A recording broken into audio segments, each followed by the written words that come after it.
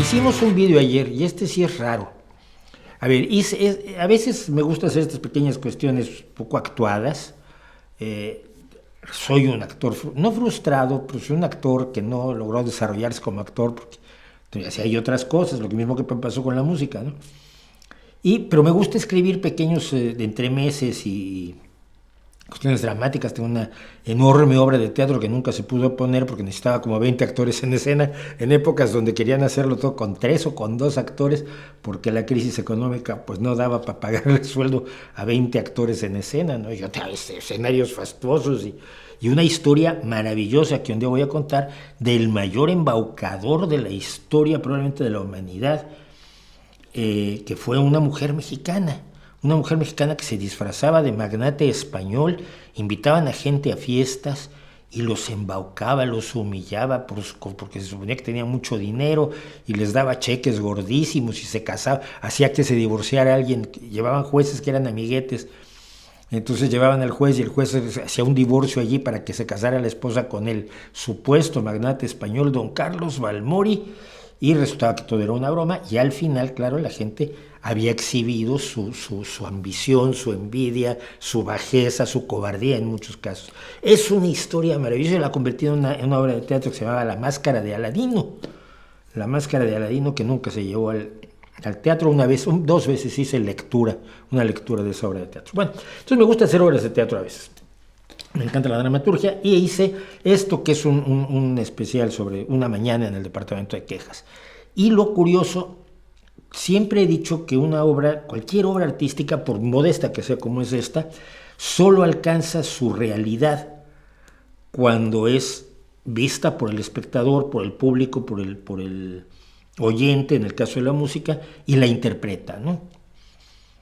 Y yo me quedé frío ahora leyendo los comentarios. No he tenido mucho éxito todo esto,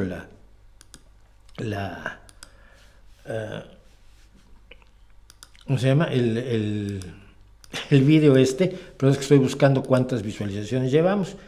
Lleva 7,500, la mitad de lo habitual, quizás por las características que tiene, pero de la gente que ha respondido, si ustedes van a los comentarios, la gente lo entendió de 2 o 3 maneras totalmente distintas. Uno de ellos era, claro, es que así es la maldita burocracia que no resuelve nada. Y yo, no, pues es que mi intención era mostrar que no es tan fácil resolver las cosas como la gente cree cuando sale a la calle con una pancarta, y que es un error lo que nos han enseñado las Greta Thunbergs y muchas personas en la historia, sobre todo en los últimos años, que creen que con visibilizar algo, con denunciarlo, con salir a la calle y exigirlo ya se va a resolver, y no cuentan con los contextos y los problemas políticos, técnicos, sociales, que tienen las soluciones que a ellos les parecen tan sencillas cuando están atrás de una pancartita insultando gente, ¿no?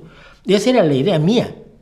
Mucha gente lo vio exactamente al revés y yo estaba alucinado. Dije, ¿cómo es posible? Porque además, bueno, el personaje que hago a la derecha es un poco atrabiliario, es un poco Greta Thunberg, y el personaje de la izquierda es un burócrata que está tratando de explicarle la realidad de las cosas y la complejidad del mundo en el que vive, que mucha gente que protesta no se da cuenta de la complejidad del mundo en el que vive.